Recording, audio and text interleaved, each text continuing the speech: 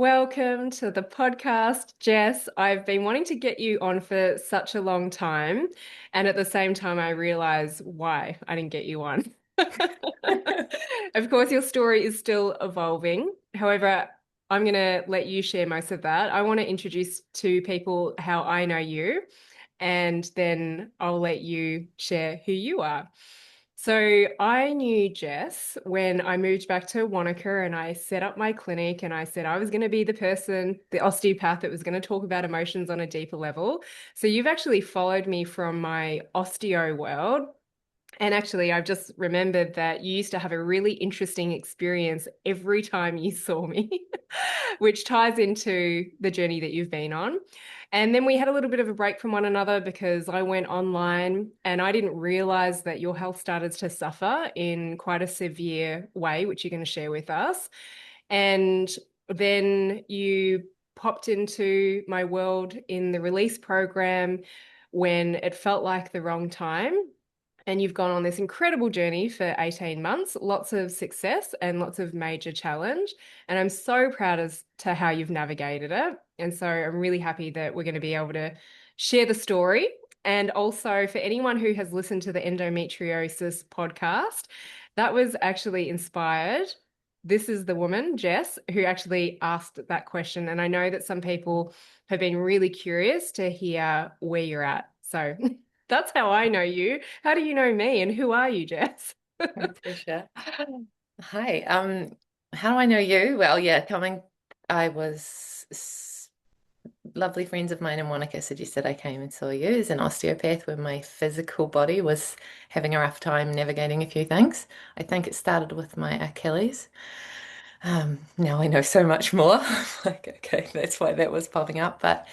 And we did a lot of work together, and often after my treatment with you, dry needling and osteopathic work, I would vomit because there was obviously a lot of emotion coming up. And throughout my journey, I've learned that nausea is a big part of my journey and being able to accept emotions. Yeah, But and because I have release huge emotions, I've also learned. it. Yeah, that's how we met. And then, Who are you, Jess? I'm Jess. All right, I am a mum of two beautiful teenage boys and a wife to a wonderful husband. I have animals that I adore, and my best friend is my dog. He's always there with me, helping me heal. And then for work, I am a health, life, and mindset coach. I have done that for, I think today I was thinking it's about 14 years. I've been doing that. I'm deeply immersed in well-being and from every angle, physical, mindset, and spiritual. And I'm really passionate about writing. Um, so AI is making that slightly challenging as, it comes into play. But yeah, that's probably me in a nutshell. I'm just like a deep connector. I'm not big on small chat. I love going deep fast with people, and I like to hold space for people and help them. I have learned through my journey that I really get a kick out of helping others figure out their path and where they need to go. But I've also learned on my journey that I need to be offering that from my cup being full myself and looking after myself and giving from overflow. Yeah, absolutely. And I just really admire you as a coach working with people that you are receiving support yourself. And this is not to say that your coaching in the past with clients wasn't great, right? It was amazing because that is, I see it's just such a natural ability for you to be able to give. And it's just at a completely different level. It's like my work has evolved as well. The people I attract has evolved. And so it's just coming from an even better Jess place. Yeah. Yeah, no, coaches definitely need coaches. We can't do it without supporting each other. So, yeah, it's been great to have you. Yeah, and we'll talk Yeah. about some of Mhm. your work as well, but let's start with the journey. I remember telling you that I didn't think I was going to talk about this from the osteo days with your Achilles. Like, oh, this is ankles in shackles, and I actually have a podcast episode on it, and it's like feeling like you're a slave to your children. Mm. Can you resonate with that? Yes, I remember you saying that. And yes, I was a slave to my children, but also a very strong-willed, determined woman. So, I thought I could do it all. Um, and that's all. You can only do your best at any given time, can't you, with what you know and the tools that you have. So we live and we learn. And then yeah, came back in to see, well, shall I dive into Well, actually, I'm just realizing there's more to your story. Do you want to share a little bit about your health? where shall we begin? Do you want us to share a little bit about your health history? Sure. And then I guess that will lead us into how we worked on a deeper level together in August through the release group.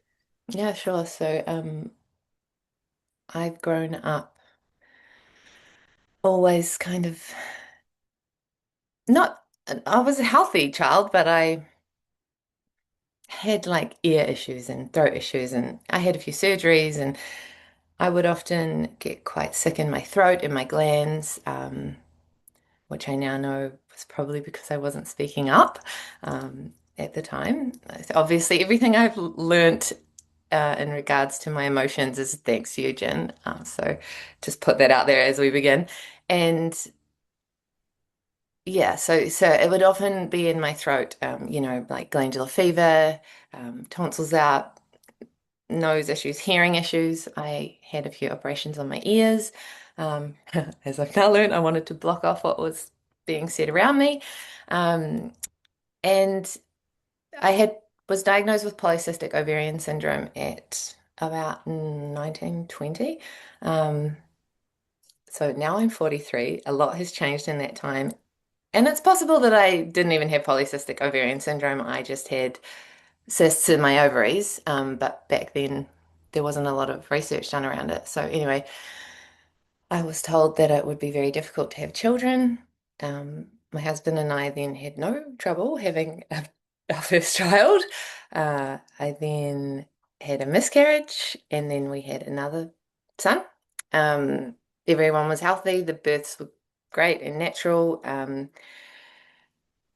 Loved being a mum. Kind of got thrown into it unexpectedly, but now, like, well, even from the moment my children were born, realized it was probably well, it was the best thing that ever happened to me, and it was what I was probably here to do. Um, and then what else is relevant? I'm trying to think. Oh, I had Well, a concussion, mm, a bad concussion. Oh, it doesn't really matter what year it was, but that took me 2 years to get through. That was awful. That was probably the beginning of my healing journey, I'd say.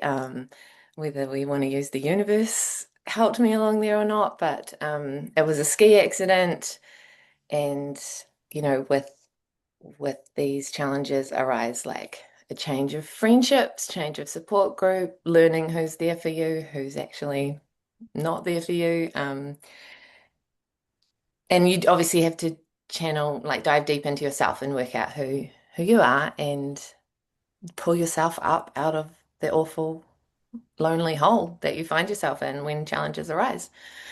Um, so yeah, that was probably the beginning of it. I think I'd worked with you prior to that for like physical problems like shoulder pain and my Achilles and things like that because I was a crazy athlete nut in the gym and that kind of thing.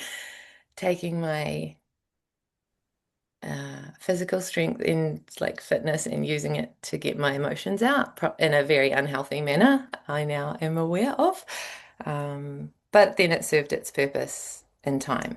I now am still run and still exercise and all that, but from a place of like feminine flow and joy. So that yeah, was really awesome to get to.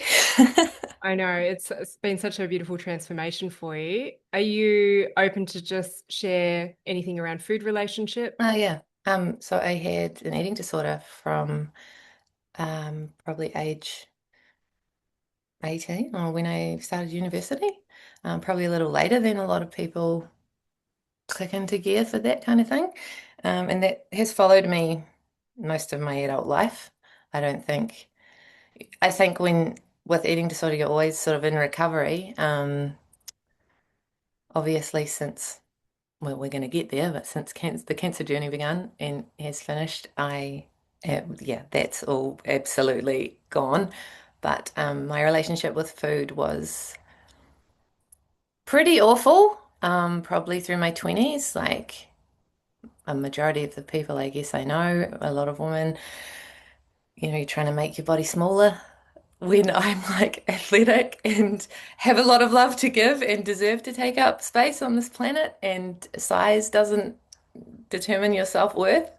But sometimes we go through a phase where we think it does.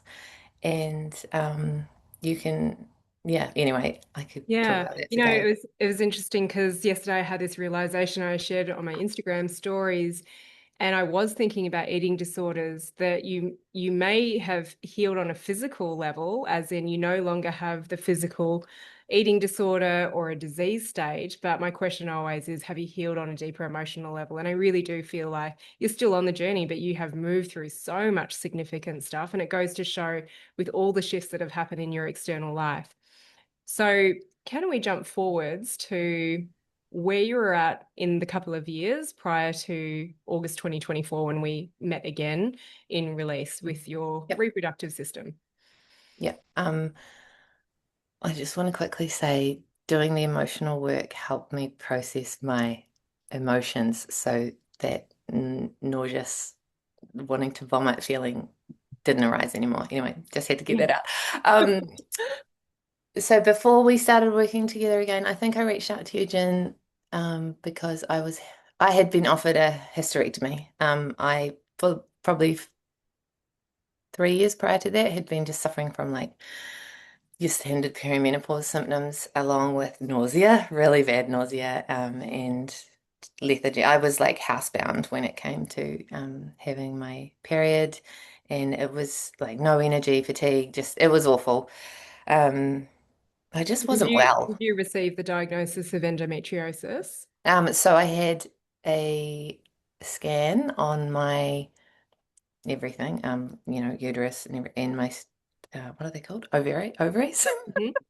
And they found some growths in my ovaries and said that surgeon said it's likely I have endometriosis. He said, yes, you'll have endometriosis. They found endometriomas, which are little growths that usually encapsulate around endometriosis, um, from my understanding. So that means you have endometriosis according to their studies. So I thought, okay, well, why not have the hysterectomy? Like the surgeon was pretty keen to do the cutting, as I guess they are. Um, but I'd heard a lot of stories about people struggling to get hysterectomies, who wanted them. And here I was. I literally had a one phone call with him, and he was like, "Your scans are like, this looks awful. Let's get it out. And what you're telling me, let's get everything out." So that felt so easy. Like the universe was saying, let's get this out. And so that's when I reached out to you and said, can you help me navigate this decision? So you did that podcast, which was really helpful. And I took from that, like, it was really great to listen to your podcast and learn that if there were recurrences or other situations that came up, that could happen. And it was good for me to think about that before I had the surgery because I probably Yeah. just thought, oh, we'll just cut it out and be on with, get on with life. Yes, and I often say to just sort of shortcut that hour-long episode is that you can't always just remove the thing. The emotion is still going to take up that space, especially if it is an emotionally driven, undesirable manifestation. Yeah. You And keep that stuck really hard to me. Like, okay, so the physical organ will be gone, organs, but yeah, what's in that space? There's got to be Mm. some emotion in there. But sometimes we are in so much pain that surgery is the solution, but honoring that commitment that when the pain is gone, when I feel better, I'm going to do the deeper work. Yeah. Because pain can often distract from actually processing the emotions. So I also just want to say I support your decision. I'm not saying, oh gosh, Jess, you shouldn't have done that. You should have done the emotional work earlier. Like that's not the case. No, I know that.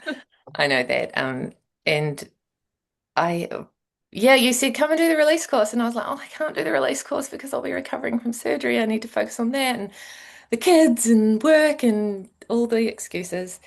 And then I just thought, well, hang on, I've got 6 weeks recovery. Like I could absolutely heal myself in more ways than one. And for once, put myself first. Yeah. That was probably the beginning of me really learning to put myself first. So I think I turned up on the first release call like a few days after my surgery. I was heavily medicated. Actually, throughout like the last while, I've been heavily medicated on a lot of calls that I've had with you. But yeah, and so I just started processing so much with Yeah. your Well, because I support. get people to share their history as long as they're comfortable. Because when I recorded that podcast, it's like, oh, this is not just about endometriosis. It's how does it affect you? Where is it in your body? And it was the right ovary and your uterus. And you're going to share more of did Yeah. they actually find endometriosis in the end? Hmm. Um, and it's like I can't quite answer this on a podcast. I need to be working with you. I need to be interacting with you and finding out how ready are you to actually dive deep in what this area stores. Because I know that this area stores emotions around experiences to do with relationships in our life. So relationships with anyone in life. So they actually, you did the hysterectomy. They said keep your ovaries at the time. And did they find endometriosis? No, there was no endometriosis in there. And I've had another surgery since then, and there was no endometriosis in there. So Mm. And I you don't did know. feel better for the surgery. I felt amazing for having the hysterectomy. All my nausea was gone. I felt on top of the world. I went and did a high rocks competition. I That's healed so good. up, like, you know, it wasn't a walk in the park recovering, but I You guess did I, you did heal incredibly fast. okay. Like doing the Herox event. How do you describe a Herox event? It's like Oh, pulling it's that bikes, like, running, and yeah, it's like um an endurance weights and running yeah, and event. you did that 6 months post hysterectomy. So you did recover remarkably well. So take us back to yeah, being in release. Thank you for trusting me. And what realizations did you have that your body was holding on to? And what were some of the things, as long as you feel comfortable, to Yeah. share that you released on process? So well, I'll just quickly say that they found no endo, but they found a lot of cysts and fibroids and things in my right ovary, and the left was fine. Prior to the surgery, he had said he may take the ovaries out if they were really bad. And my gut intuition was like, I just want them out. Like, even though I was only 41, and I know they're great for your hormones. Like, I live in the wellness land, and surgical menopause is not great, but yeah, in hindsight, probably should have got them out, but at the same time, wouldn't have learned what I learned. So here we are now. Yeah. So the releasing that I did, oh, so many releases, a lot Well, of because releasing it was really around, honed around your right ovary. yeah, so I'll focus on those ones.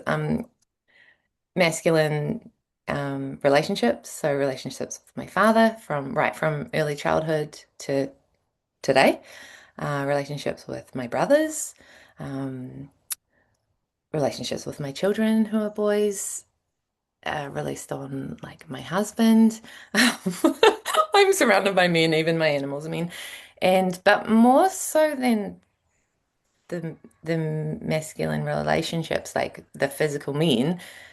I also had a lot of work to do around my masculine self, like I went and did the high rocks 6 months after release. Like what was that about? Like obviously I wanted to make a comeback and prove to myself that I was okay, but the bar was really high. I had a lot of my whole life I've had a high expectation of myself, um, and been very like rigid and solid in my decisions. All or nothing was my attitude for everything.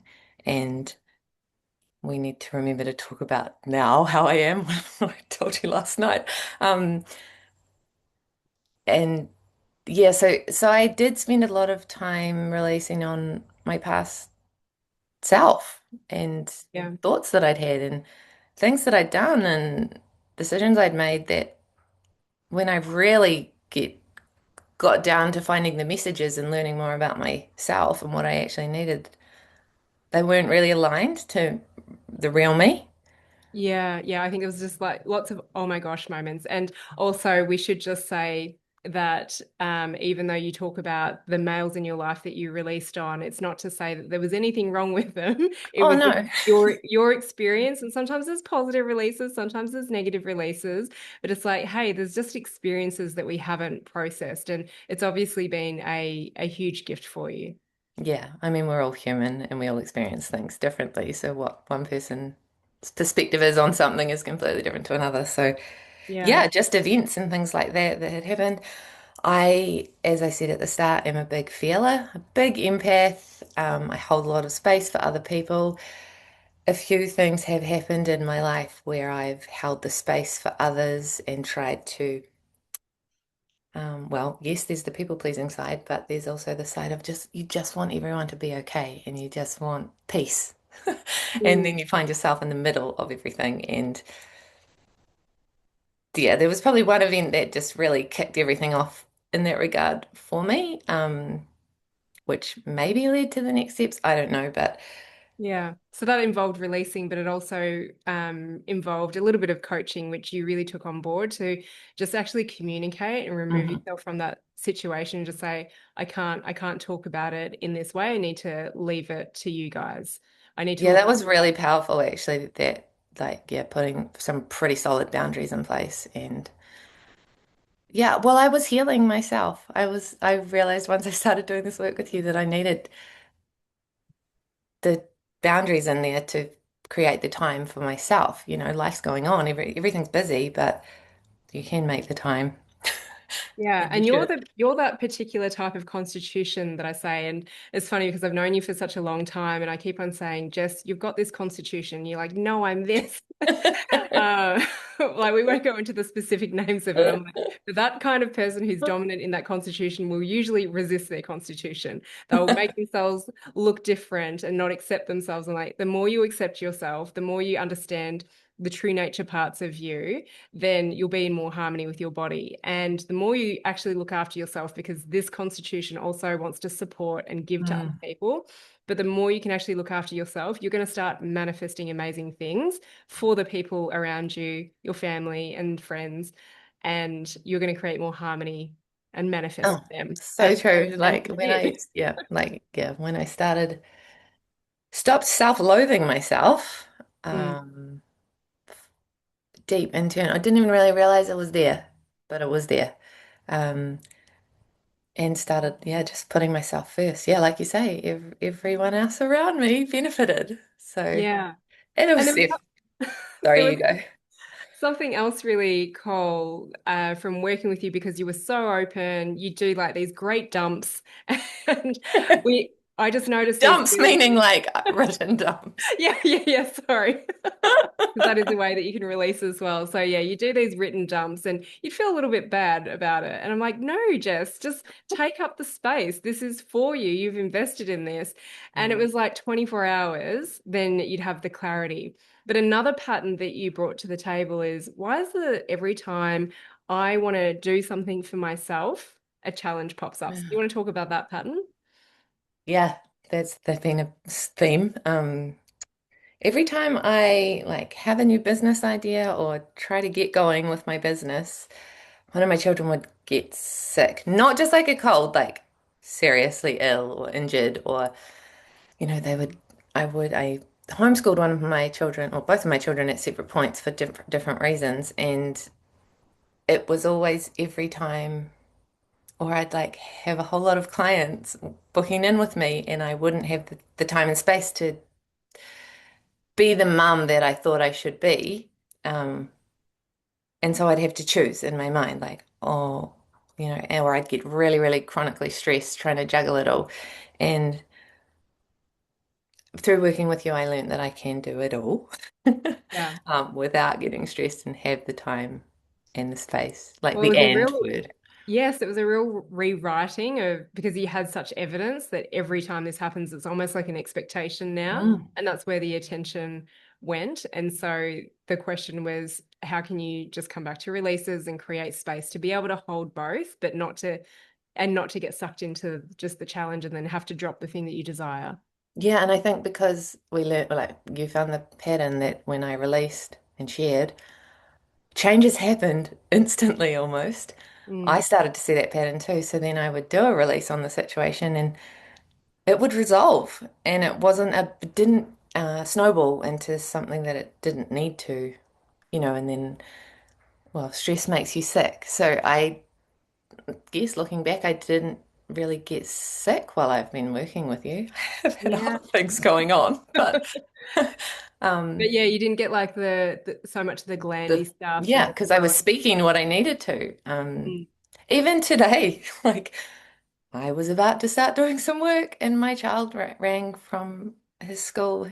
He's out of town, and he had an issue, and I was like, okay, I just needed to do a tiny wee release, and solved it really quickly. So, Yeah. um, it's very powerful what it can do.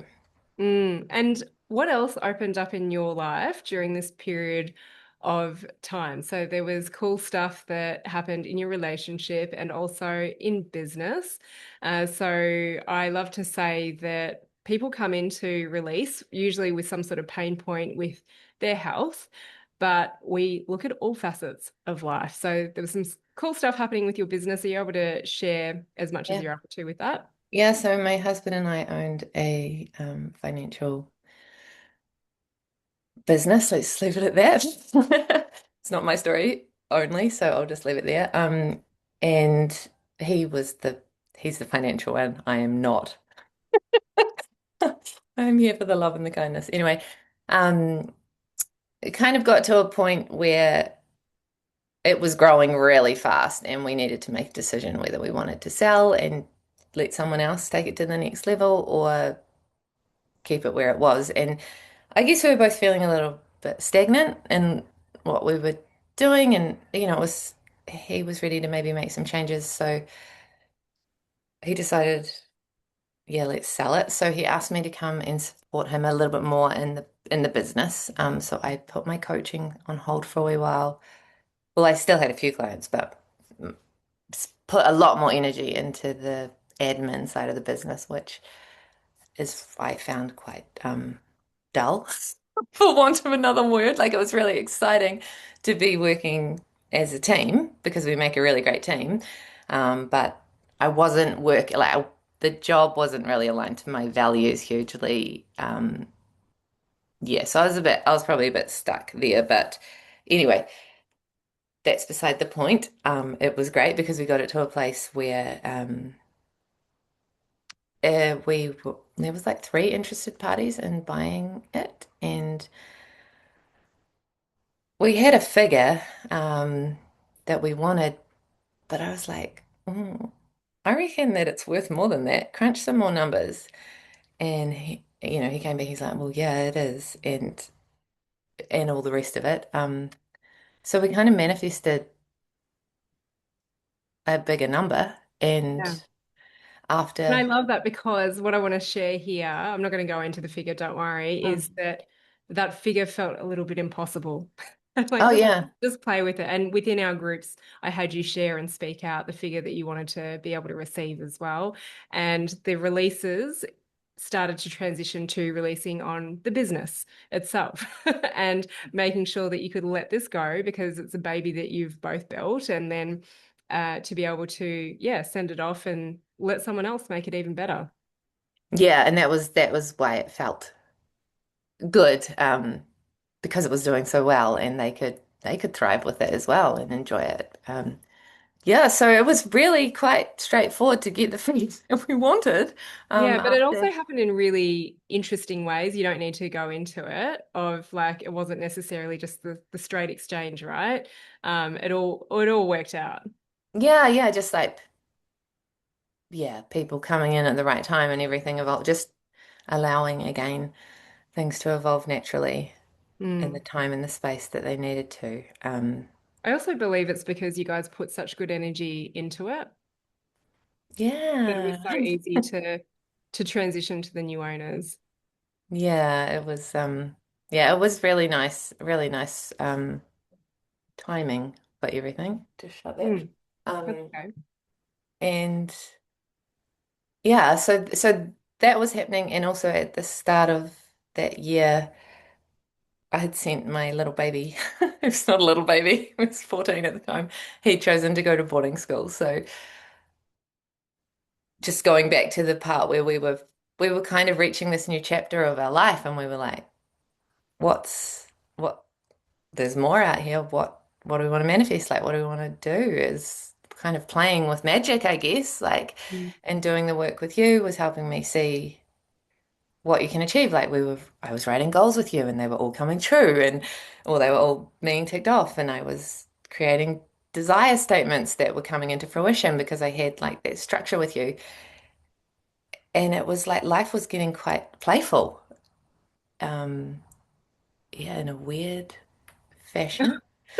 That's why I've got you on here to try and convey like what happens because you came in thinking you had endometriosis, you had this hysterectomy, you recovered remarkably well, which I really believe is also credit to you doing the emotional work so that you can tap into that innate healing capacity in your body. You're selling this, growing, selling this business, receiving money, and then opening up space. That's what I want people to do the emotional work for, to create space for possibility and not to just hyper focus on health, to be able to look at all areas of your life. Yeah, and it was really nice to create the space to be able to travel back and forth to see our son who was living out of town. Um, and just, yeah, it was, yeah, I feel like while I worked with you, there was like two trajectories. Like there was all this, so much greatness happened, and then not so great health stuff happened. But now being through that, and I can share all the silver linings that came from that experience that happened for me. Like, Yeah. yeah, there's like two paths. Yeah, well, and it's been over a relatively short period of time of 18 months, so lots of highs and a few lows. But why I'm so grateful that you had the foundation of emotional work, which we're always still building on, is that you were able to hold both what I Mm. call the expansion and the challenge, and you weren't having to learn something new in amongst these pretty significant challenges. Even selling a business is um, quite a, heads down, bums up time as well. Now, something else has come up for me is can you talk about navigating or having feelings of guilt around actually living a pretty good life? Oh, yeah. Share your experience of that coming up, if that's okay.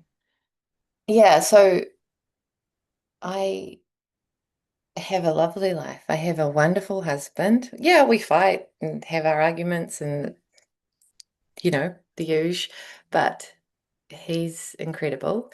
Um, I have healthy, great children. I live in a lovely home. I live in a wonderful town.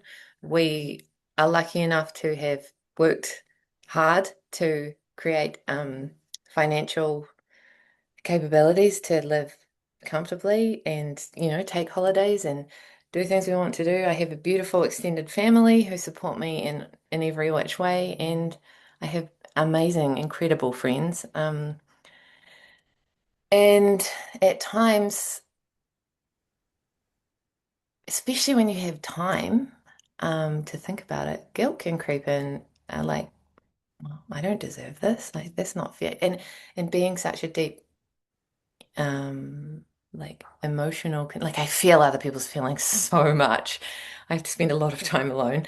Um, I see other people suffering, and I just want to help them, and then I feel guilty that I can't, like they're on the other side of the world. I can do what I can try and do, but the help has to start next door.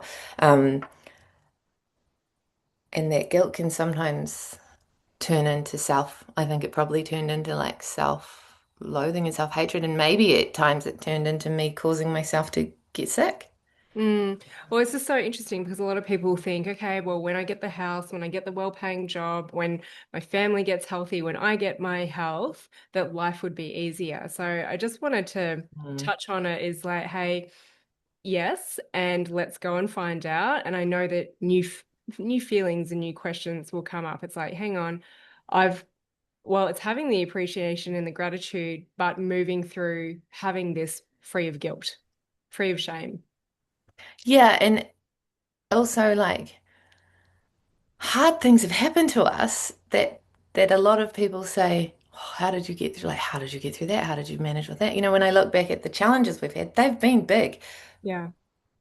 but you just kind of like get through them. Yeah. And And sometimes it's that acknowledgement of, okay, yeah, this I is what think I being have able left to in it. focus on, oh, yeah, sorry, broken glass. I think being able to focus on like this is where gratitude and slowing down comes into play as well. Like you focus on the good. I know it's easy to say when things are good because when things are hard and it's hard to just breathe some days. But yeah, being able to come back to the gratitude. There's just that word just seems to keep popping into my mind a lot these days, Yeah.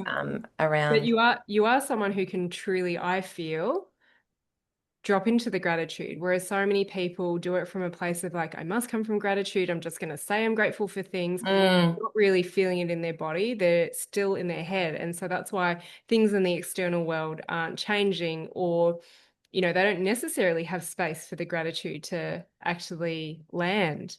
Yeah, Um, and you're not like fully embodying it. Like, I don't know, with the when I've gone through this cancer journey recently, mm, I literally like I would just look out the window and see the leaves in the wind, and I'm like, just grateful for what I'm looking at. And yeah, the you simple, don't need anything. You don't need money or anything for that to happen. Like, yeah, I don't know. yeah. Life's weird and Well, wonderful. let's talk about the cancer journey that you've recently been on. How did your symptoms start, and what was your experience of it? Okay, so a year after my hysterectomy. Oh, Mm. yeah, July. So it was like a year after. I thought that I'd hurt myself. Well, I had hurt myself in the gym. Um, and I did a lot of releasing on the back pain that I was having. Um, and then that was probably my main symptom was I had a back pain that wasn't going away. I went to the physio. It wasn't healing. I'm pretty in tune with my body healing. I'm a personal trainer, so I know like how to kind of heal things or recover pretty well. Um, and it just wasn't getting any better. Looking back on it now, when I sat down sometimes, like to do my shoes up, I would feel really bloated. Like it would just be a bit sore. And I was like, oh my goodness. I'm obviously going through menopause, but because I'd had a hysterectomy, I had no bleed. I just had my ovaries left. I just thought, oh, maybe that's that belly fat coming on around me. And that was it. And then I'm releasing on it. In hindsight, I should have gone to the doctor a lot sooner, but Well, I remember also saying to you, "Oh, Jess, I don't think this is standard back pain." And yeah. you received a diagnosis of a disc injury, and I was like, "It's not behaving like a typical disc injury." Yeah, you were like, okay, I think you should go get checked out. And we had a hot family holiday booked to Bali to celebrate selling the business. Um, Right. Well done. yeah. Celebrating. So we went on, I was like, oh, if it's not better when I get back, well, I'll go to the doctor. I had like in hindsight, I was adjusting my life a lot. Like I had stopped running. I wasn't moving the way I normally would. I think each day I was just adapting. I was like waking up in pain, that kind of thing. And Yeah, and that was also interesting with the running part, if I can touch on that, because it's like, mm, well, if you have a disc injury, I don't think you should be running and you shouldn't be sitting down so much. And so you were trying these things where it's like, okay, this isn't a disc injury, but it kind of drove you a little bit nuts not running. mm. So Yeah. this is where it's like, okay, now we get to work on this next layer. I always say that emotional work is how are you when the thing gets taken away from you, when you can't run, when you have to sit down and recover from surgery, and all of a sudden you create space in another way. So yes, fast forward to Bali. Yeah, so yeah, couldn't run and that was really messing with me because that was how I was getting my emotions. That's how I process my emotions. Um, went to Bali, like I was taking medication on the plane for the pain just to sit. I couldn't sit, and because I don't normally sit, it wasn't apparent how rough things were until I had to sit on a plane for 9 hours. And then one night I just woke up like screaming in pain, and my husband's like, this is not normal. You need to go to the doctor. So, yeah, Bali was lovely. Like, it was a great time with my family. I was getting pretty harsh on myself because I wasn't able to enjoy the time because I was just in pain. I couldn't eat. You Um, also got crazy bloating and yeah, swelling. yeah, super swollen, super bloated. Thought it was the flight. Wasn't eating, thought it was maybe Bali belly. Um, yeah, the eating thing was quite weird for me. Like, I can usually eat. I just was full really quickly and didn't really want food. Um, just probably a bit more sensitive to noise and all that kind of thing. Anyway, we came home, everyone had a bit of jet lag, and my jet lag didn't go away. And that's when I thought I must have like a parasite or some bug in me. And I had a bit of a fever. Oh, honestly, I hear myself now, I'm like, silly woman, but not silly woman because I love myself. And, I was a mum. It was in the school holidays. And so I went to the doctor and she said, what's going on? I said, my stomach hurts.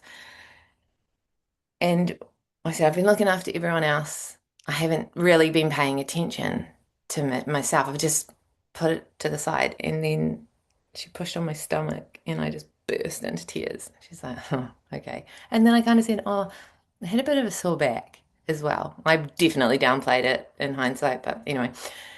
So fast forward, my doctor was incredible. She had me in having radiology, ultrasound like instantly. And Monica Medical blew me out of the water with I just have to do a shout out to them. Their system was incredible when it mattered, and yeah, they got everything happening really quickly. So then they sent me to hospital. I had a CT scan. I was in what's it called? Isolation because I'd been in Bali, and they were like, "You might have something wrong." Anyway, so I'm sitting alone for like 5 hours. Well, my husband was there, but he was working because that's what he did so well. Um, the doctor finally came in and she shut the door, and I thought, oh gosh, this isn't good. And she sat down and she said, we've found a growth. It's 15 centimeters by 17 centimeters by 17 centimeters in your abdomen. We don't know where it's coming from. It could be cancer. And I just went like on the movies. I didn't hear anything else she said. I turned to Pete and said, you need to listen because I'm not taking any of this in. I got off the bed because I felt like a patient sits on a bed and I am not a patient. I got off the bed and I said, I need to go home to my kids now because we were an hour and a half out of town as the closest hospital. And she kept talking. I just remember getting really frustrated because she kept having to do her doctor thing, like tell us what was going on. I just wanted to be home with my kids. And my mum was actually here looking after the kids in town. And yeah, so that was that. And then we drove home. You'd think when you get that diagnosis that they're going to cut it out straight away or that you're going to die the next day. That was what I thought. Yeah, tell us a little bit more about what was Yeah. going in your mind through that experience. Obviously it wasn't a full diagnosis because they could only see what they could see on the scan and they hadn't been able to test it. And they can't test it because it could rupture if they, poke Mm. around in there. Well, the other So, interesting thing that I just recall is that you just you often had this fear of cancer as oh well. yeah. Yeah, I often thought, I think I remember saying to you, like, when life gets so good, what's left to Mm. happen next? I guess it has to turn sour. Um, Mm. it doesn't. Hmm. at all. Uh, yeah, it's weird. I wasn't blindsided. Um, my whole family was blindsided, but when we learned that it was in my ovary, I was just like, this makes, I hate to say it, but it made sense through doing the work with you and learning about the different body parts and why it showed up here. It didn't make sense that I had cancer. Nothing makes sense about cancer, but the where it showed up made sense to Yeah. me. Well, this is so we were having a chat about this last night, and there's always new things landing for me. I talk about recurrence and reoccurrence. So recurrence is like the same thing happening over and over again, getting a cold, getting endo period pain. It's kind of just like this expected thing. And then a reoccurrence is when maybe you get something removed, or someone on a cancer journey, they go into remission, and then a reoccurrence is, damn it, unexpected, it's come back. But what I've seen, and thankfully, with all the years that I have been working with people, what I could share with you is that the people that get a reoccurrence, so you had the stuff around your pelvic region, and I'd say this is a reoccurrence, but a different condition, it was the same area affected, is that thankfully you were still doing the emotional work and the vision work with me. It's, hey, you've still got the tools. What got you through that is going to get you through this, and there's just a deeper message. Or it's just knocking on your door to say you really need to address this thing that or the deeper layer of it that's come through this experience. Yeah, And it was so like amplification of what have you not learned? yeah, Like, yeah. what did And you not hear? that is quite challenging to say to someone who's just received a diagnosis. Like I get calls and messages all the time, like I've just received this. Can you help me? And I'm like, it's really hard because I know the mode that your brain probably is in, but I could still speak to you and say, Jess, this is what you need to do. This is the other thing, blah, blah, blah. And you had the capacity to take that on whilst you were navigating what are my treatment options. So what else happened? So You got home. we came home, obviously had to tell my family what it might be. We were all, your brain naturally goes, I was like, no, no, it'll just be a cyst. I'm a cysty person, or have been cysty in the past. I'm not anymore. And it'll be fine. My husband was freaking out. Just the size of it, it was the size of a loaf of bread, essentially, and that was quite daunting. Anyway, my fevers didn't get any better. So I still had all the symptoms. Like they just told me what they'd discovered, but no one had cured me. Um, so I still had the problem that I'd had when I went to the doctor 12 hours earlier. I stayed home. They got me in touch with a oncology gynecologist in Christchurch, and my doctor just said, stay in touch. So I kept presenting back at the medical centre because my fevers weren't going away. They were doing my bloods, a particular blood. I won't go into the details of it because Mm. so no one gets caught up in anything. But the the blood's level of what could be cancer was increasing. And I was just sitting at home unable to work because I felt so awful, petrified. Well, this is what we talk about the gap in the pain where Mm. you're waiting for these test results. It's like, what's next? What's the action that I need to take? What do I need to do? Yeah, and I Not a great space to did be in. a lot of walking because that didn't hurt. And then it got worse. They sent me to Christchurch. I think it was about 10 days after that initial hospital visit. Put me on an IV drip and because at this point I was waiting for an official appointment with the surgeon to work out when we would cut this thing out of me. And so I spent the night in hospital on a drip and antibiotics, and I got a lot better. That she came in the next day, she's like, wow, you're like a different person. I think I was messaging you a lot that night, pulling oracle cards and doing all kinds of Oh, releasing. actually, we have to talk about Oh, the this. So, tower. so you kept on picking the same tarot card over and over and over again. So life was good. You'd been on this holiday. You were experiencing this thing, and I think it was three times you pulled the Tower card. Which can I find? I'm going to find it and I'll find its You know, meaning. But I it's like, also pulled a card lots. I can't remember what one it is. Then it says like you might go on an unexpected, spontaneous trip. yes. And I was like, where are we going? Oh, the Yeah, hospital. that's right. Okay, I have to like flick through it and find the meaning of it because it when we play with tarot in our groups, not everyone's open to it. It's absolutely fine. People try and conjure up what does this mean? And you now know that you could not have created what actually happened. So the Tower card, which is like a tower burning down, Burning. It's awful. It's like the awful card. is sudden change, chaos, and liberation. And the affirmation is I maintain a calm mind and an open heart in the face of change and chaos. So you pulled this three times over, and I was pulling it as well. I'm like, why am I pulling this bloody tower card? Maybe it's for Jess. This card symbolizes a revolution, a longed for liberation caused by a dramatic catastrophe. As old structures collapse, you may find yourself in a chaotic period of life. You ask yourself and the universe why it had to happen this way. In time, you will look back on this chaos with a smile and understand that it was necessary for your growth. Have faith that this is all part of a grand plan. This card could also be warning to expect the unexpected. Groundbreaking changes coming to shake things up.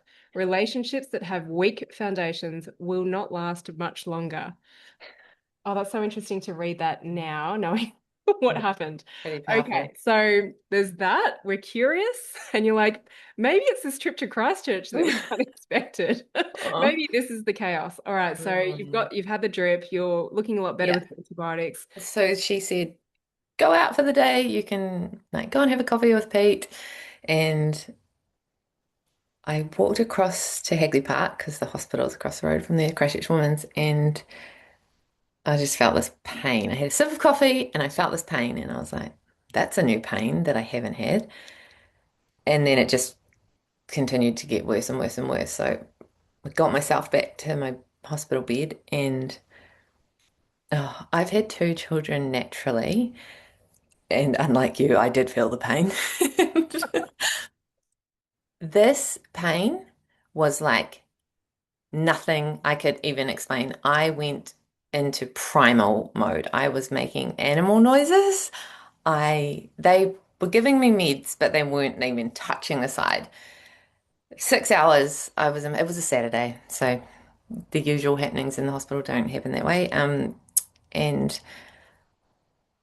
by the end of the 6 hour, like I'd asked my husband to like rip my dress off me. I was just a hot mess, to put it nicely. And I couldn't talk.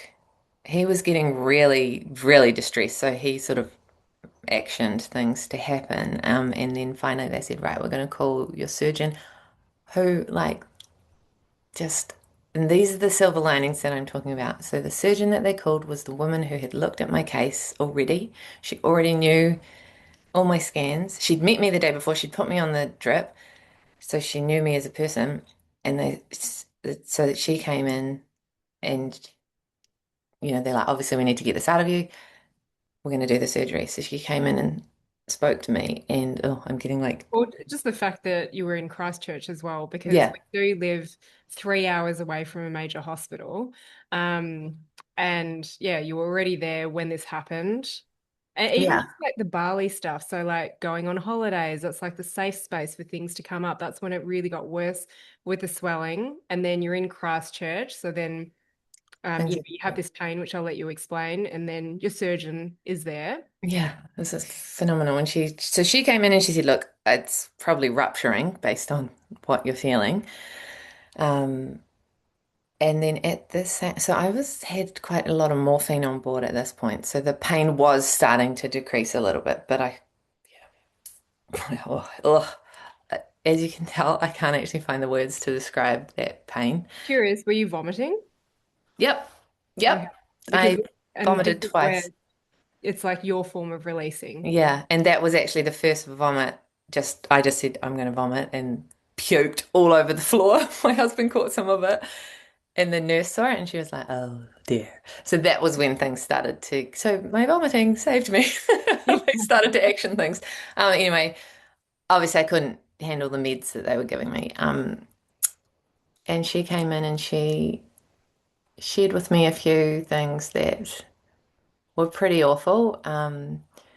She said, I wanted to tell you this in a consult, but when I've gone back through your files, and when you had your hysterectomy, they actually found abnormal cells in your ovaries, but you were never told. And I said, what do I do with that information right now? She said, you put it in a box at the back of your brain and we'll deal with it when you come out of this. And Mm. as a strong, intelligent woman, I was like, okay, I just need to listen to what, like, I was just solidly listening to what this woman knew. She's a surgeon, she knows what to do. And I was so grateful for having just direct advice in the moment of how to cope with it. Then she said, we're going to go into surgery. I may need to cut you from your breastplate down to your pelvic bone. I don't know what I'm going to find in there. You may wake up with a stoma bag because we may need to cut into your bowel. Um, what else did she say? I think that was it. And I don't know. The meds obviously made me like able to absorb what she was saying, but not be so emotional about it. Mm. My poor husband, on the other hand. Anyway, I said to her, no, no, it's just going to pop out like a bean. And she laughed. I remember laughing, going, okay. And that was probably it. Then they sent me off down to surgery, and it was all of it's yeah, I do. There's a few beautiful moments that I will share. I One of the scrub nurses had a hat on that had elephant print on it. Elephant's my favorite animal. I was like, okay, this is a great sign. Elephant's my favorite animal. Another one had like a Harry Potter scrub hat on. One of my sons is called Harrison. We call him Harry for short. I was like, okay, I'm with my son. I was just reaching for all these special things, like the names of one of the doctors was the name of my brother, just things like this that were helping me in this moment get through it. I remember looking at the clock and the date and all the numbers added to nine. People might think I'm crazy, but like when you add it all up, there was a nine. Nines became quite common theme through this journey. Yeah. Well, Um, I love that you actually have the capacity to be able to see all of I these know. things that are surrounding you and supporting you in Seeing this you moment. me's like, wow, you are incredible. And then I said to them all, and I didn't actually know if I'd said this. I had to ask my surgeon if I actually said this, but I said to them all, right, before you put me to sleep, can we just feel the love in the room? Can we all just feel the love and treat me with love and be kind to each other? And they were like, that's really nice. Okay.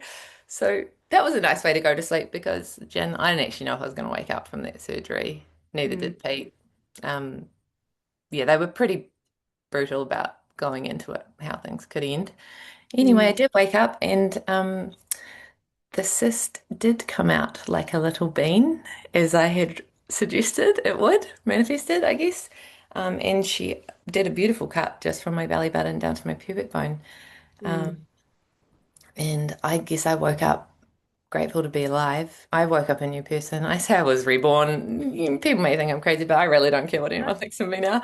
Mm. Um, and just woke up with like, I'll get teary on it, but I feel the love. Like I am allowed to have this much love to give to others, and I'm mostly allowed to receive the love back. And I think that was the missing piece of my puzzle, was not being able to receive that love back and doing a lot of releasing around the growth that we named.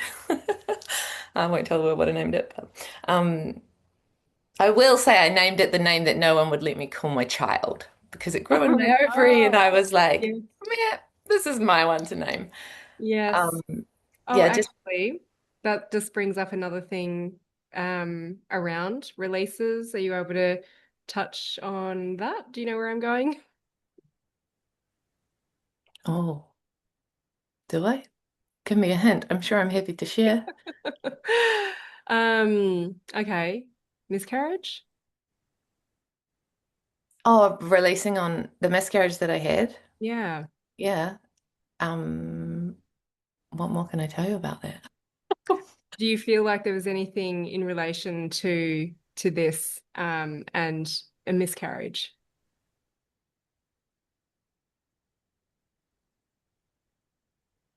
Um, yeah, I think all of these things that happened in my ovaries were, I feel a bit of a crazy person saying this, but I love a crazy person. So, Mm. So do I. very love related. I feel this final growth that grew in my ovary was confused love. It was just a whole lot of love that I had that didn't know where to go. It got confused. I was working on my emotions, trying to get everything out. There's the emotional side of it, then there's the fact that there were abnormal cells found and I had been put on estrogen, Oh um, yeah, speak about which that. so the initial surgeon who did my hysterectomy, who neglected to give me the information that I needed, had put me on estrogen because I was suffering quite bad perimenopause effects, I guess, after the surgery. And And intuitively, because you've touched intuitively, a bit on intuition with yeah, your I asked a lot of questions around it, a lot of questions. And he's like, no, no, it's all good. And I actually asked two doctors about it, and they all said, no, you're fine. So I took it, and I only took it for it's like maybe 9 weeks. And I was like, nah, this is just not, I don't know why, because I know it made me feel great, but I just thought I needed to come off it. So I am grateful that I did because the cancer that they found in the cyst was um, like, estrogen driven. yeah, 7 out of 8, like 8 being the highest. So Mm. intuition counts for a lot, right? Yeah, and sometimes it's not until the reflection of, oh, I felt like I wanted to get my ovaries out, and then, hey, this estrogen didn't feel right, recognizing all the questions you were asking. Uh, and so through this journey, you're definitely listening to more of your intuition, Yeah, even that's if it for doesn't sure. make sense. So keep going. Yeah. Um, yeah, so then I just spent 5 nights in hospital recovering, with just, like I say, beautiful messages from my friends, family, connection. Like everything was hideous. I couldn't move. I couldn't go to the toilet. Um, I had anxiety. I was petrified at what the results were going to come back. Because at this stage, remember, I still don't even know I have cancer. I just think I've had a ruptured cyst inside of me. And I'm now in surgical menopause because I said take both my ovaries out. Mm. And the left ovary actually looked pretty good. Probably could have stayed, but You, we you needed it gone. actually had a look, and you did take the cyst home, didn't you? Yeah, they sent it to me, yeah, like a month later after they'd done all the testing, Mm. which went to the release on that as well. Had a good chat to it. And then, so in this awful, awful dark space was this beautiful light of there was no work to be done. We'd sold the business, so Pete and I had space and time. My kids were being incredible. Like people were stepping up left, right, and center to help us. Like humans are amazing. And it just sucks that sometimes it has to take these awful things to happen to see it, and to feel it. I think in my case, like I always knew it, but to be able to receive it wholeheartedly, like not go, oh no, no, no, don't worry about me. You've got enough going on. Don't just Yeah, and it's I like, just hang on, you would be the person that would be all over someone supporting them if they needed it, right? So now's your time to receive this. And part of the work is you don't need to be in this level of pain or discomfort to receive. You yeah. get to do it out of pleasure as well, not just pain. And yeah, you're surrounded by some incredible people. And of course, they're there for you because I see that you've given them so much. Um, and as a result, some of the things that we felt like were stored emotionally in that right ovary and in the uterus area, and the stuff that you'd been working on in the year prior, where you set some boundaries and just said, look, I can't deal with this, those relationships repaired, didn't they? Yeah, like magic. Just heard everything I needed to hear. People, yeah, it was beautiful in a harrowing time. Yeah. Um, yeah, and then I came home and I recovered pretty well from that surgery. It took 3 weeks to get my results, the longest 3 weeks of my life. Mm. And then, yeah, she called and I was actually just about to go out for a walk. I'll never forget. It was howling with wind and I'd been waiting all day for this phone call that I knew was coming. And my surgeon rang just as I was like stepping out of my house, she's like, I've got your results. Where's your husband? He was out doing something else. I said, no, it's okay. I'll just tell me. Like, I can't wait any longer. So she told me what they had discovered, which was stage one endometrioid carcinoma, a type of ovarian cancer. There are a few different types. So obviously they got it early. It was encapsulated, but because it had ruptured, some of the cancer cells may have escaped. So I was a candidate for chemotherapy. Next Mm. hurdle that I just really hadn't actually thought about. Mm. Um, yeah, I And guess you. I'm curious, Jess. This Mm, is a question that often comes up for people because there's a lot of people that say, I will never do chemotherapy, I would never do radiation if I got diagnosed with cancer.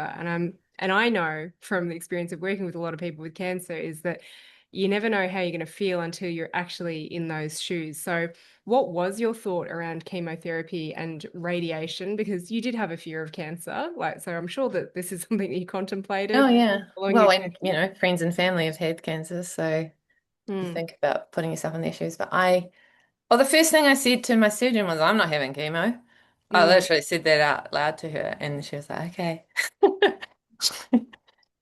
So then I went on my walk and howled in the wind and cried. And sorry, it's windy here now. That's probably annoying. I can't hear it. It's okay. Okay. Like grateful for what I had learned. Like I screamed. I did the scream therapy that you teach us. I just did a lot of releasing and a lot of just on all levels, like logical and just primal, I guess. Thank goodness for nature. And it was probably quite good that I was by myself so that I could process it and I let my husband process it in his way. And then we came together with less fire, I guess, and whatever emotions, and just logically spoke about the Because it next was step. also about, well, what do you want? And make sure that you're not actually doing this for other people. Yeah. So the first thing I said to him was, well, I need to do the chemo because I like, how are the kids gonna think of me if I don't fight for this and try my hardest? And not, and I respect anyone out there's decision to do whatever they want to do. No way is the best way. But at this point, my brain needed direction. I had just been endlessly ruminating for 3 weeks on what might happen and what decisions I might have to make. And I needed someone just to tell me what to do. So I asked my surgeon what she would do. And she obviously said she would do some chemo. I then got sent to an oncologist who also said she would do some chemo. I still wasn't convinced. I had to do a release on my future self, like myself two Yeah. Can years you talk down a to little bit about how yeah, you I worked just together with the emotional side of things to help you make a decision? yeah, so I spent a lot of time researching the particular chemo that they were offering me, side effects, future side effects. Yeah, it was more about like how it could affect me in the future because obviously it's poison, I guess. Um, but at the same time, it kills what we don't want inside of us. So And it was really interesting as well because you wanted someone to tell you what to do, but even the research wouldn't tell you I whether or know. not this was the right path for you to go down. So you really had to call on your intuition. Like the And stats were like it's okay. 1% difference between those who did and those who didn't. Mm, It's like 89% survivorship and 90% survivorship yeah. if you did or didn't do the chemo. And I'm like, oh, And what we really spoke about is it's around your level of acceptance and how you feel, your belief in it, that is more important so that it has somewhere for your body to land so that you have optimal um, optimal sort of impact or effects and minimal side effects. yeah. So turning it into like, I think I called it like a golden elixir, um, healing me rather than hurting me. And it's the way you speak to yourself and aloud, that makes a huge difference. But to make the decision after a lot of discussion with family and friends who all just said, we support you, whatever you do, whatever you choose to do, we support Yeah, you. but just tell me what to I do. was like, somebody tell me. And then I went and I did a big release on my future self. Like I did a lot of meditation, hoping that the answer would come in. Probably deep down all along, I knew I would give it a nudge, but I didn't want to accept that. Um, and then I just, future self was like, right, if you do this, then you've thrown the kitchen sink at it. And if, pray to God, nothing ever happens again, but if it did, it kind of is what it is. And you know that you tried as hard as you could in the moment with the information that you had. Mm. Um, and then I also, big health and wellness guru over here, like I needed to also tackle it with natural support. That was huge. That was a huge one for me. So I had to sort of get my oncologist on board with me being able to utilize a naturopathic oncologist, which you helped me find my beautiful naturopathic oncologist in Melbourne. And Oh, I actually, want, yeah. So this is, can we talk about this for a second? Because mm, you're so well versed in the health world.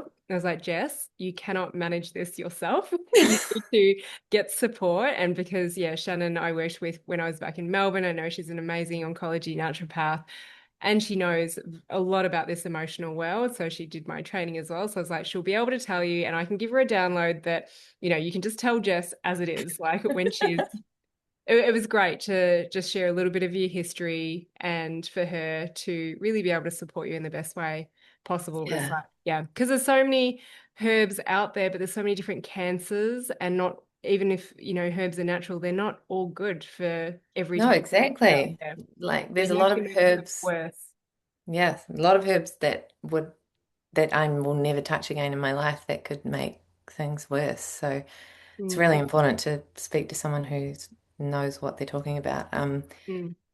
Yeah, not self-prescribe, Yeah. but and then I had my beautiful naturopath here in Wanaka who could help me get Oh, Nikki, yes. who We could should give her a shout out, Nikki. yeah, Nikki from Femwell, yeah, beautiful, phenomenal woman.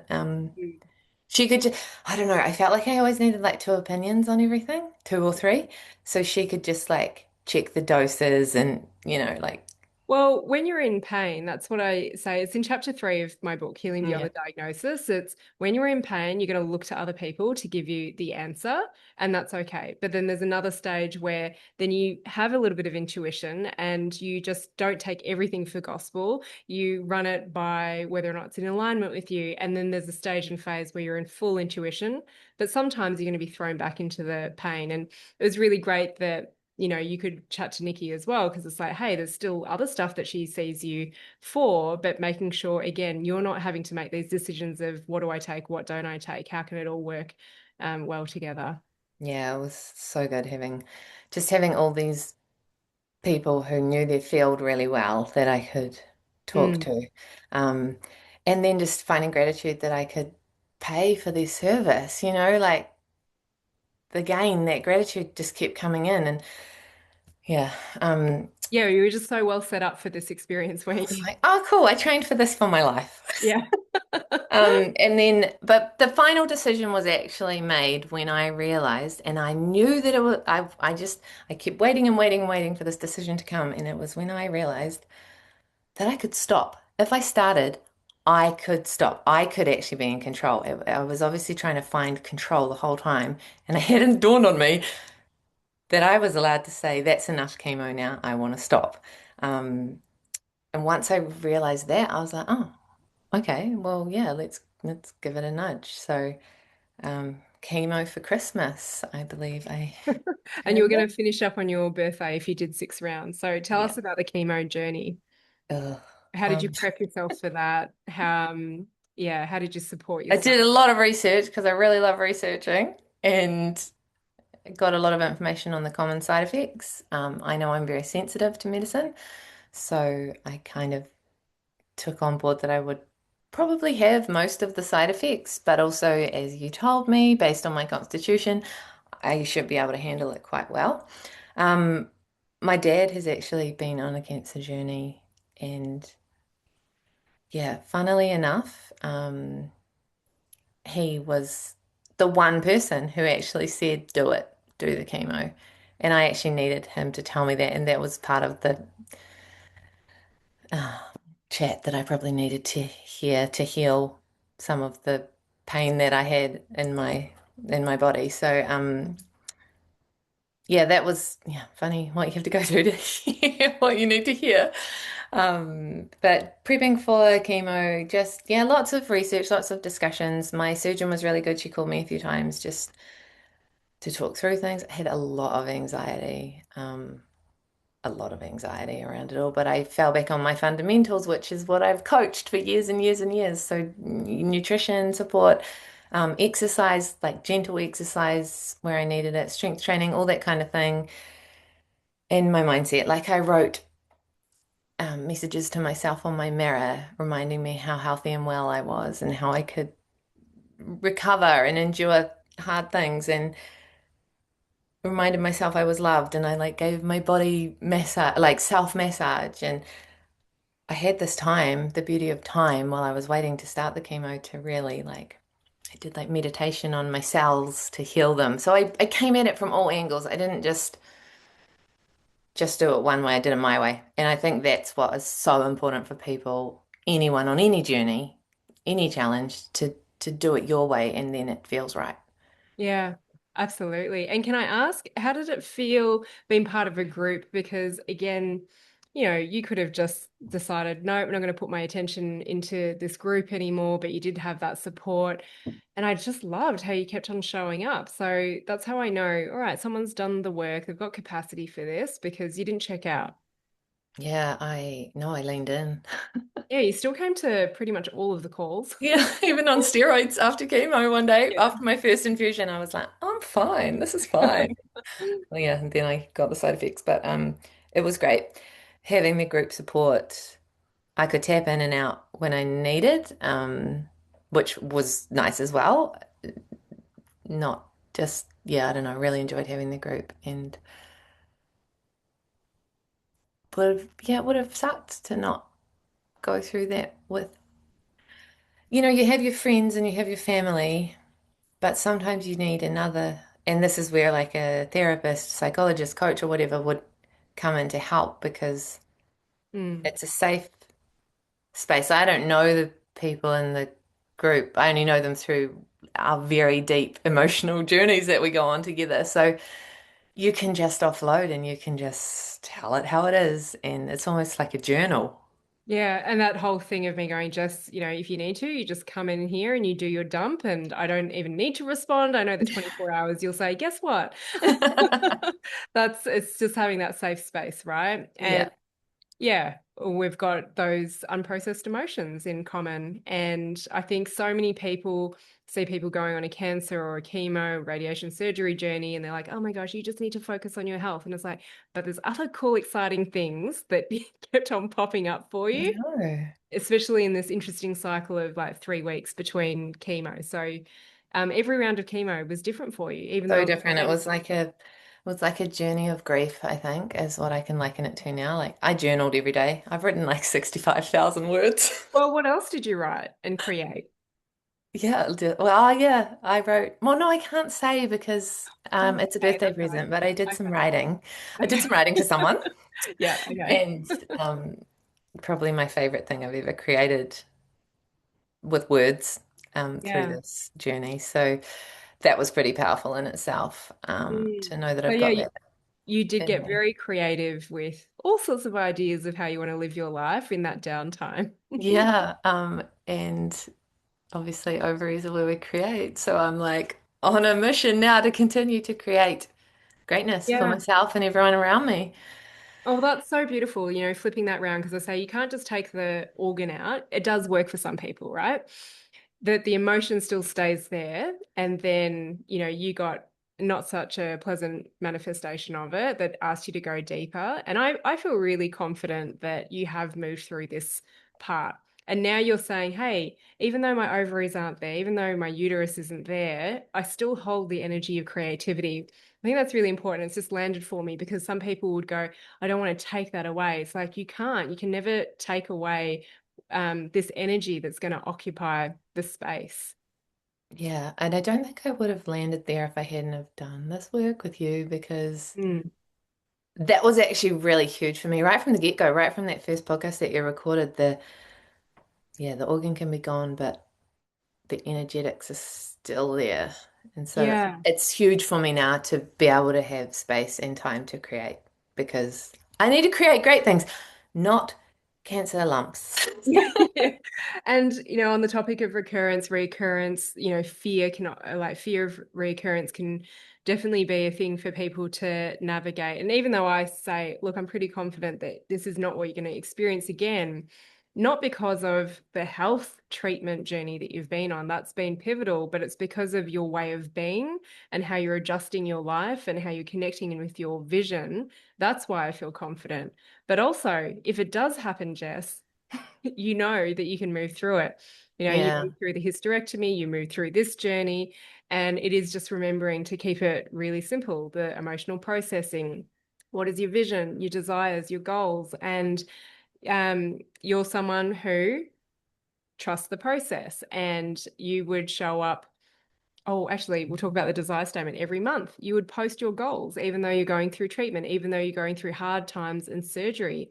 You didn't stop the things that helped you to get to living the amazing life with this challenge. So, yeah. you had this desire statement. I can't even really remember what the original one was, but given you were going on this treatment journey, you said, "Can I change mine?" I'm like, "Okay, Jess, I'll let you change it this time." The other times I didn't let you change it. Free But pass. what was the desire statement that you wrote out? Oh, Because I you can't. celebrated on our group the other day and you said, "Oh my gosh, Yeah, this actually, really I set happened." myself the date to have it done by the 27th of February. Shall I read? I'll read it out. Yeah. Pretty Yeah. personal, guys. Please. Everybody send me love in the comments. Um, so Yeah, I we'll put it with my put your goal. details here and people can send you a message or they can send it to me and I'll pass it on to you. My desire statement by tomorrow was Well, I what's des the date? so tomorrow is the 26th of February, 26. Um, I desire to be abundant in health and energy and guide my family and my community's wholesome living. The service I will exchange my resources, love, knowledge, and experience with others. And my plan of action is I prioritize myself and my family first. I respond and share authentically. Yeah, amazing. So simple. And because you originally thought that you're going to do 6 rounds of chemo and you'd be finishing around your birthday, which I think is April Yeah. time. So then what happened? Yeah, I had 3 rounds of chemo. Right from the get-go, I had always thought my goal was three. But then as you're going through, you're like, oh maybe I should get to six, medicine and all that. Anyway, so I kind of went through these stages. First one was like shock, the first round, and the side effects of just nausea. I don't really want to talk about the side effects because mine were Mm. awful. And I don't want And to. everyone's different. And everyone, I don't. We don't just if someone else is going through it, I just don't want them to feel that way. So, Mm. yeah. And then the second round, there was a lot of fear and anxiety. Third round was like superiorly depressed, and sadness, just so sad. Um, and then I remember sitting at the kitchen table, my kids are sitting there, and I just burst into tears. I was just like, which wasn't a surprise because I cried most of the time, but um, I can't do this anymore. I can't do this. And they were like, it's fine, stop. You always said you wanted to get to three. You can stop now. And then the next day I was like, nope, battle armor on. I'll get ready for four. I'd also that night gone to my best friend's house, burst into tears on her floor, and said, I'm done. I can't do anymore. And she's like, I think you've got one more in you. And that meant a lot because we've done like endurance racing together and we've known each other for like 25 years. And she knew me that I probably could handle one more. But I was having awful neuropathy, like my hands and feet were numb and they were buzzing. That was the most concerning side effect for the medical team. So anyway, I had my call with my oncologist, gearing up for round four. And I jumped on the call with the intention to ask if I could stop after round four. And before we even got there, she goes, "You're done. We're stopping. We're done. You're going to have long-term." Well, because what happened with your cancer markers? Oh, my cancer markers just dropped. Right after the Yeah. surgery, my cancer markers dropped completely below, well below normal. And they continued to drop. Well, they kind of just all stayed around the same level, but really low. So Mm. the cancer markers had completely dropped. My bloods were great. My organs were still functioning really well, but the neuropathy was starting to take over. But hang on, And you they did drop straight after surgery, but then you had another test and you just got the results and it was the number that it dropped to that oh was yeah, yeah. Oh, I'm getting okay, there. okay. And so she said, We'll stop." And I said, I couldn't believe it. I burst into tears and was very elated. It took a long time to process that we were actually stopping.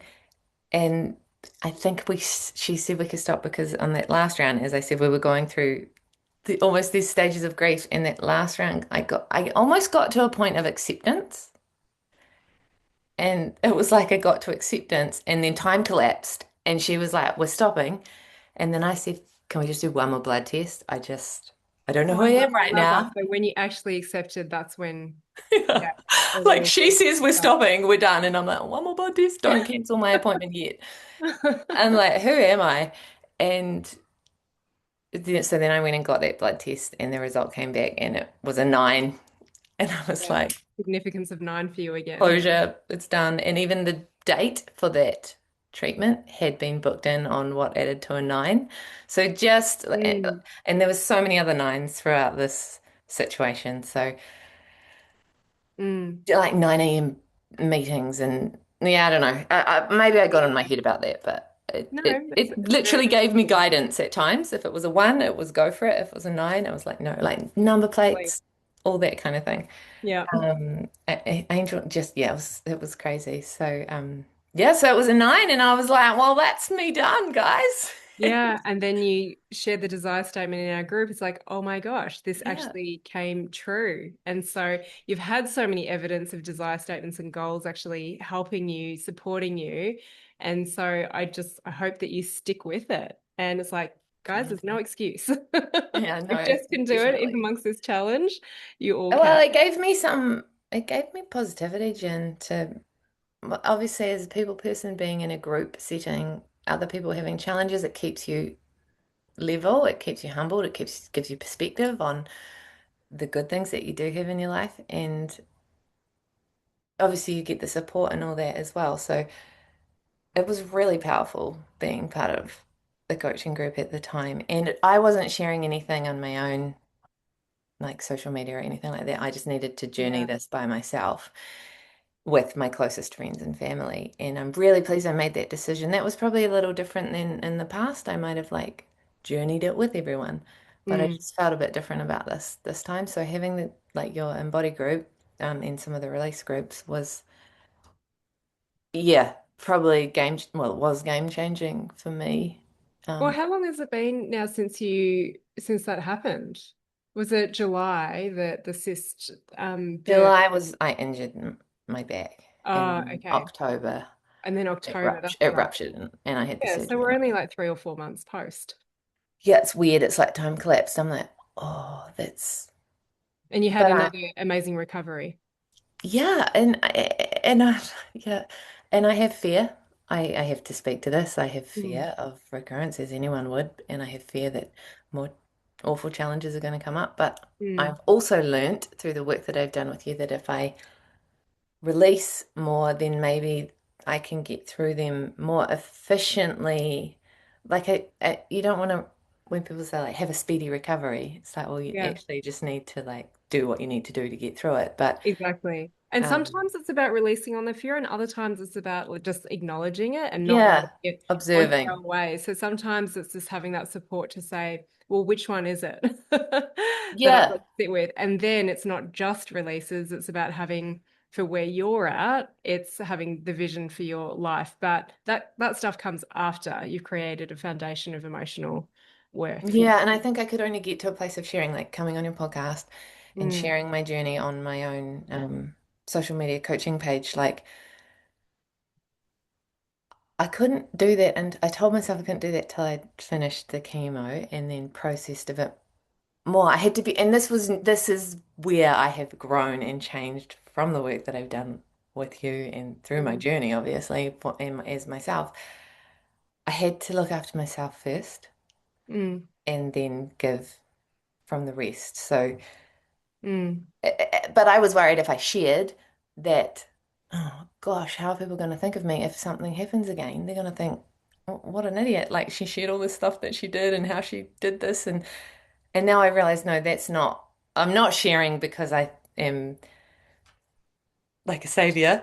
I'm, uh, there's so many other reasons for sharing this journeys to support, to help other people through what I've gone through so that maybe, I don't know, maybe one sentence of what I say or a word inspires or helps them to make a decision or get through another really awful round of chemo.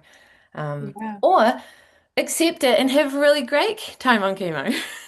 Exactly. It's all about what do we believe? What can we create? Yeah. And it's just such an inspiration because obviously I love talking about how emotional work can support your journey with challenges, with expansion, with manifestation, with pain. And so I just feel like it's such an important part because a lot of the time people will share their journey, but they'll share, what have I taken? What have I done? Who am I seeing? And like that's the strategy and the protocol side of things, which is really valuable, especially when you come from the right place. That what is this experience here show to show you? So I'm curious, what do you feel, not just this experience, but what do you feel you were changing moving forwards in your life? Self-love, deep, deep, deep Well, self-love. yeah, that's interesting because that was a message that was coming through from your releases right before any of this. And now it's allowing it to land on a completely different level. I'm like, oh, I should have listened. Um, and just like keep it simple. And that was also another huge thing that came through to me in my releases. Like, you don't have to overcomplicate life. It's not that deep. And I mean that with love. Like, you can always chat deep and there's always so much to talk about. But at the end of the day, if you like for me, if I have my kids and my kids are happy and my parents are healthy and my husband's great and the animals are well, that's all I need. Like, we know where our next meal's coming from, we've got a roof over our heads and experiencing life. Like what I have, I'm not changed, but I'm definitely more of a yes than a maybe person now. Like, and I always hear you in my head saying, what if this is as good as it gets? Mm, Like, so in chemo, if I was having a good day and my family were going out on the lake and I wasn't really feeling great, and maybe in the past I'd be like, no, I'll just stay home. I was like, yeah, I'm coming. Eh, yeah. and then people see you and they go, you must be doing great. And I'm like, really not feeling great on the inside, but yeah, I'm out of my house. I'm grateful for this moment. I'm grateful for the sun shining on me and the water ripples. And so I've just slowed down a lot. I've Mm, slowed to appreciate. And I thought I already was quite slowing down. And that has been part of the journey, like since, well, probably for the last 4 years, I'd say. Just little moments and what actually matters, like tapping into values and mm. do I need to do I need to really focus on creating that new program for work, or am I better to go down and have dinner with my son in another town because I can? Yeah.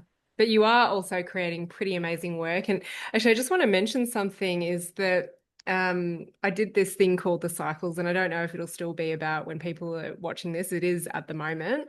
And I talked about the 9 year, 2025, and the last one was 2016. And then I think you messaged me like, holy cow, and you went all the way back, 2007, 1998. Um, I went back to like when I No, was born. yeah, Yeah. and you could just track all these major things that had happened in your life on these 9 year cycles, which is also where that significance of number nine came through. So The nine. yeah, it's like Bring on the one. I'm because like, what is coming for me in 9 years? It's going to be beautiful. It's going to be like, and that's probably another another thing is cycle like to rewrite this. stepping outside of. So I had to get out of my comfort zone to go through cancer and chemo. I need to step out of my comfort zone on my own will moving Yeah. forward. Yes, what you want to create. Yeah. Yeah, so I got lots more to do. I Yeah. just gotta keep. Yeah, I'm definitely a different person. Like I say, I feel quite reborn after that surgery. Yeah. And then going through the cancer journey, I was probably quite a different person than I would have been pre-surgery going through Yeah. that. Yeah.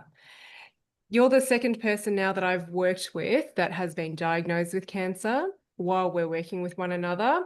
And thankfully, the first woman who's in chapter 3 in my book, Rewa, she decided to continue doing the emotional work. You were already enrolled for the emotional work or embody the stuff that comes after, where we still dance with emotions, but also the vision and the manifestation and the desire piece. You were already committed for 12 months. I was like, oh, thank God. Because it's so easy to go, I'm going to just like chuck all my money and time into here, but you'd already invested. So it's been really beautiful to be part of your journey. And for anyone who is going to be working with Jess, it's, in amongst this challenge, she had so much downtime that she had so much creativity. And I just know she really is doing something that is her soul's purpose. And, all of her previous work has come from an amazing place. And this is just the next level to actually receive you from. It'll just be so cool for people who actually say yes to working with you. No, thank you. Yeah, that was quite a moment when I got diagnosed and was like, shoot, am I doing what I love? And that was just like no question, I don't want to change. So Or sometimes like worrying, what are people going to think of what I've been teaching them if this is me and the position I'm yeah, in. I'm a So health coach and here I am with cancer. Like yeah. what the heck? But But just this proves that story and the realization is amazing because what I was sharing with you on a voice chat is, I see that when we get to experience these challenges that we don't really predict, and we have the tools and we have the accountability and the support to move through it in the moment or as soon after, it's not about, right, now I'm cancer free, I've done the treatment, and now I'm going to do the emotional work. It's like, do it at the same time. So, look, or do it before you have to well, do it. yeah, before I'm just like we've said so many times, oh my gosh, so glad that you did the work then, to be able to move through this now. Yeah, it would have been hard to jump in.